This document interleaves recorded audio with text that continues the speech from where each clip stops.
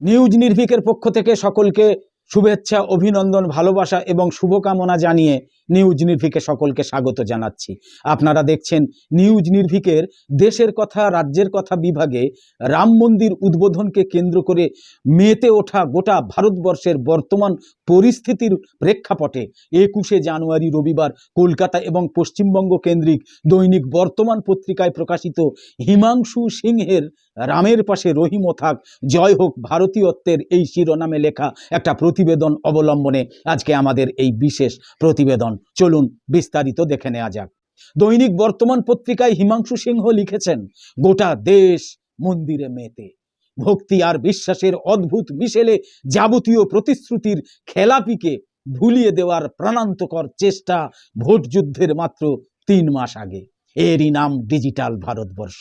মন্দিরের সামনে দাঁড়িয়ে কেউ বলছে না চাকরি নেই, গ্যাসের দাম 400 টাকা থেকে বেড়ে 1200 টাকা হয়ে নির্বাচনের আগে গোঁত্তা মেরে 929 টাকা হলো কোন রহস্যে।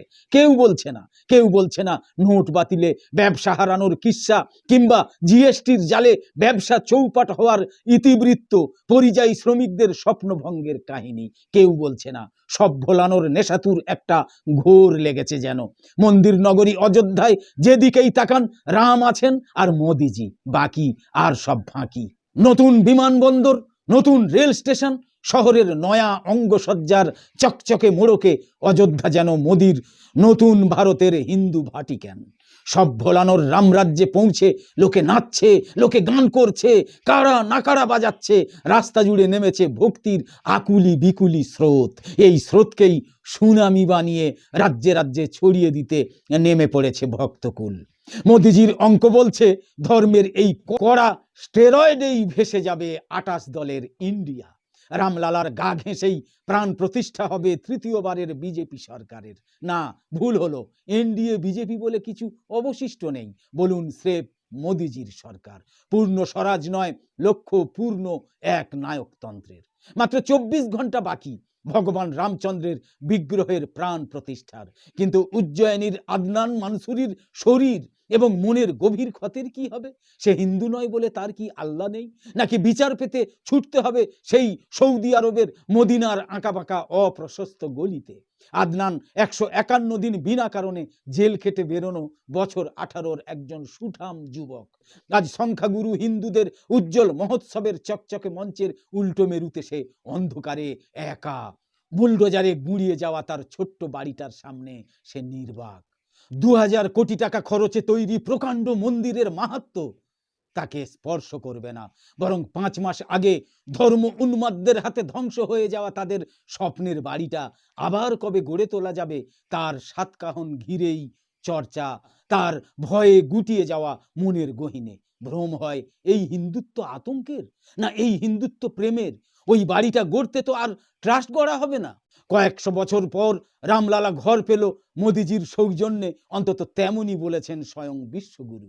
নিঃসন্দেহে বিরাট ঘটনা, কিন্তু ছোট্ট ছোট্ট এমন অনেক অগুরুত্বপূর্ণ এলেবেলে মানুষের স্বপ্ন আর স্বপ্নভঙ্গ নিয়েই তো সম্প্রদায়, ধর্ম এবং হরেক কিসিমের স্বার্থের হানাহানি। দেশের অণু পরমাণু তো এরাই। এদের কেউ বিলকিস বানো, আবার কেউ আদনান মানসুরি, আবার কেউ ওড়িশার জীবন্ত দগ্ধ খ্রিস্টান যাজক গ্রাহাম স্টেইনস। তারা সামান্য মানুষ, তাই আবার সংখ্যালঘু। তাদের সুবিচার দেবে কে? বিশ্বের মধ্যে ভারত তৃতীয় মুসলিম অধ্যুষিত রাষ্ট্র। এটা শুধু কথার কথা নয়, এটা 16 আনা সত্যি কথা। তো গত 18ই জুলাই শিব পুজোর মিছিল যাচ্ছিল আদনানদের বাড়ির পাশ দিয়ে। ছাদে দাঁড়িয়ে ওরাও দেখছিল সতীর্থদের সঙ্গে। হঠাৎ ভিড়ের মধ্যে থেকে চিৎকার, থুতু ফেলছে মিছিলে, থুতু ফেলছে মিছিলে। ধর্ম যেখানে একচোখা আগ্রাসী, সেখানে যেমনটা হয় আর কি। ব্যাস, সলতে তৈরি ছিল, দরকার ছিল শুধু একটু অগ্নি সংযোগের। শান্তি আর সদ্ভাবের শোভাযাত্রা নিমেষে পরিণত হলো ধুন্ধুমারে। মিথ্যার আগ্নেয়গিরি থেকে তখন লাভা বেরুচ্ছে। কোনটা সত্যি কোনটা মিথ্যে খতিয়ে দেখার প্রয়োজন বোধ করেনি কেউ। মুহূর্তে আদনানের বাড়ির উপর ঝাঁপিয়ে পড়ল জনতা। মারতে মারতে আদনান এবং তার 2 আত্মীয়কে পুলিশের হাতে তুলে দিল। আওয়াজ উঠল, শিবের অমর্যাদা করলে এমন তাণ্ডবী দেখতে হবে। ফ্ল্যাশব্যাকে তখন উঠে আসছে বিলকিসের অসহায় মুখ, কেওনঝড়ে ধর্মোন্মাদদের হাতে জীবন্ত দগ্ধ গ্রাহাম স্টেইনসের স্মৃতি। মধ্যপ্রদেশে এখন বিজেপির সরকার, চারিদিকে রাম ভক্ত আর রামায়ণ। ধর্ম যেমন মেলায় তেমনি কয়েক যোজন দূরত্ব তৈরি করে অনায়াসে। আগুন জ্বালায় চতুর্দিকে, সেই ধর্মই নেশা ধরালে ভোটের অস্ত্র হয়, লাগে দাঙ্গা। বিভাজনের এই আবর্তে মেরুকরণই ভোট জেতার সবচেয়ে সহজ ফর্মুলা। দেশের স্বরাষ্ট্রমন্ত্রী পর্যন্ত ঘৃতাহুতি দিয়ে বলতে পারেন, গুজরাটে মোদিজির ওষুধে কাজ হয়েছে, ওরা চুপ। তাহলে উজ্জয়িনেই বা বাদ থাকে কেন? শুধু আদনানি গ্রেপ্তার হলো না, তাদের ছোট্ট বাড়িটাও ধ্বংস হলো বুলডোজারের আঘাতে। অথচ দুই অভিযোগকারী 5 মাস পর বলছে তাদের কিছুই মনে নেই।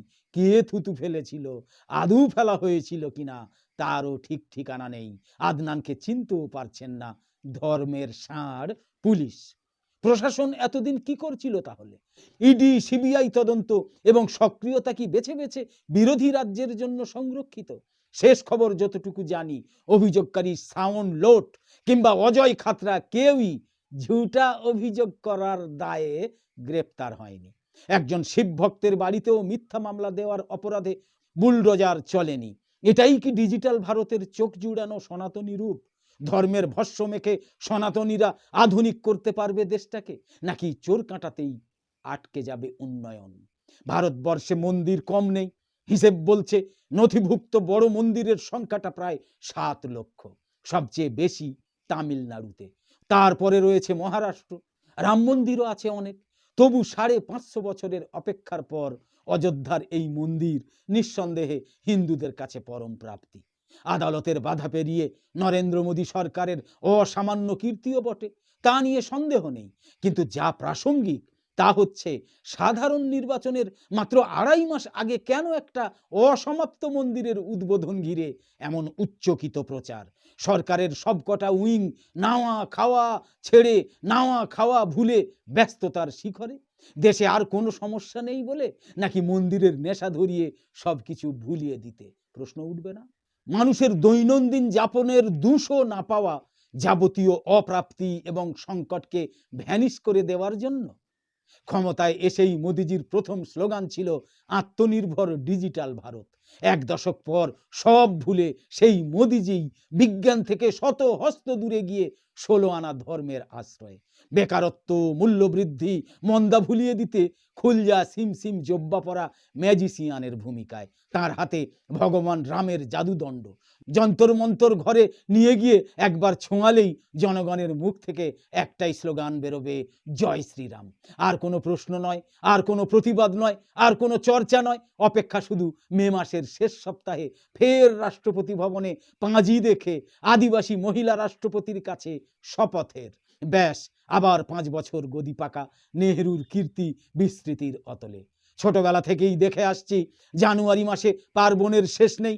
স্বামী বিবেকানন্দের জন্মদিন দিয়ে শুরু, তারপর একে একে পৌষ সংক্রান্তির পিঠেপুলি, ঘরে ঘরে বাউনি বাঁধা। তার 1 সপ্তাহ বাদেই দেশের শ্রেষ্ঠ বীর নেতাজির জন্মদিন এবং 26শে জানুয়ারি সাধারণতন্ত্র দিবস দিয়ে শেষ। এবার সেই তালিকায় যুক্ত হলো রাম মন্দির। এবং অভিমানী বাঙালি হিসেবে যদি বলি, নেতাজির জন্মদিনকে কিছুটা ঢেকে দেওয়ার জন্যই রাম মন্দিরের উদ্বোধন 22শে জানুয়ারি করা হলো, তাহলে কি খুব ভুল হবে? প্রতিটা বাঙালি বিশ্বাস করে নেতাজি প্রধানমন্ত্রী হলে দেশের চেহারাটাই বদলে যেত। নিজেদের মধ্যে এত হানাহানি, সম্প্রদায়ে সম্প্রদায়ে হানাহানি থাকতো না। কারণ নেতাজির কাছে হিন্দুত্ব মানে ছিল ভারতীয়ত্ব, সর্বজনীন সাংস্কৃতিক মেলবন্ধন। ষড়যন্ত্র করে তাকে আর ফিরতে দেওয়া হয়নি। বাঙালির অন্তরে লুকোনো সেই বেদনা ভরা অভিমানকেই মোদিজি আরও একটু উস্কে দিলেন নাকি? আসন্ন সাধারণ নির্বাচন হচ্ছে এক অভূতপূর্ব আন্তর্জাতিক পরিস্থিতিতে।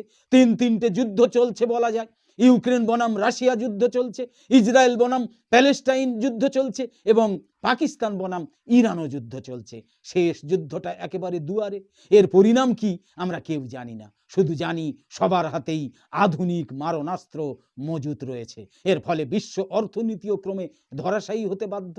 IMF সতর্ক করছে, যুদ্ধ এবং মন্দার জোড়া ফলায় বেকারত্ব বাড়বে।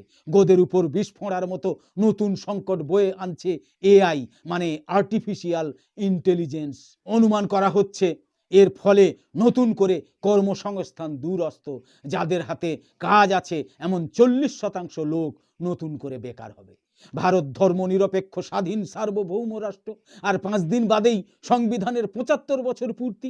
আরও মন্দির হোক, হিন্দু ধর্মের উজ্জ্বল অগ্রগতি হোক, কিন্তু সংবিধানের প্রতিটা অক্ষর, প্রতিটা শব্দবন্ধ এবং দর্শন যেন অটুট এবং অক্ষত থাকে।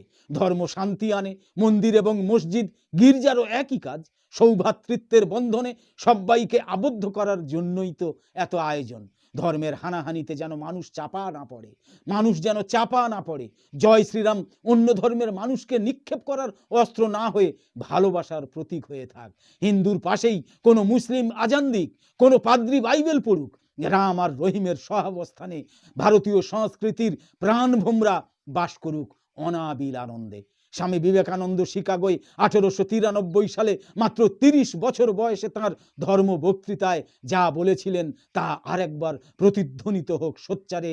সিস্টার্স অ্যান্ড ব্রাদার্স অব, সবাইকে মিলিয়ে দেওয়ার মধ্যেই হিন্দু ধর্মের মাহাত্ম্য, সেখান থেকেই জন্ম ভারতীয়ত্বেরও। অযোধ্যা থেকেই শুরু হোক সম্প্রীতির নতুন পথ চলা। তো আপাতত শেষ করছি। প্রতিদিনের নিয়মিত ঝটপট 10টা খবর আর জাতীয় এবং আন্তর্জাতিক বিষয় নতুন নতুন প্রতিবেদন পেতে সাবস্ক্রাইব, ফলো, লাইক, শেয়ার এবং কমেন্ট করে নিউজ নির্ভীকের ইউটিউব চ্যানেল আর ফেসবুক পেজের সঙ্গে থাকুন। গত 2 মাস হলো আমাদের চ্যানেলের সাবস্ক্রাইবার এবং ফলোয়াররা মন্তব্য করে বলছেন যে আমাদের চ্যানেলের খবর ঠিকমতো নাকি তাঁদের কাছে পৌঁছচ্ছে না। তাঁদের বলছি দয়া করে একটু শুনুন যে আসলে সাবস্ক্রাইবার আর ফলোয়ার হয়ে বসে থাকলে যদি নিয়মিত অনুষ্ঠান না দেখা হয় তাহলে কিন্তু তাদের কাছে আর অনুষ্ঠান ফেসবুকের বা ইউটিউবের অ্যালগোরিদম পৌঁছায় না। কারণ আমাদের তো নিয়মিত অনুষ্ঠানই হচ্ছে।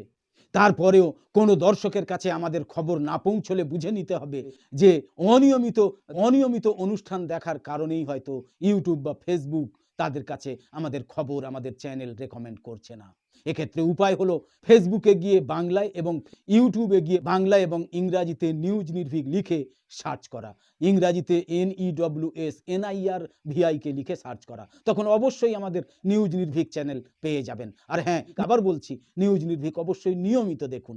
নিউজ নির্ভীক নিয়মিত দেখলে নিউজ নির্ভীকের সব খবর আপনিই তখন আপনাদের কাছে চলে যাবে। আরও একবার বলি, নিউজ নির্ভীক চ্যানেলে প্রতিদিন সন্ধ্যের পর নিয়ম করে থাকে ঝটপট 10টা গুরুত্বপূর্ণ খবর।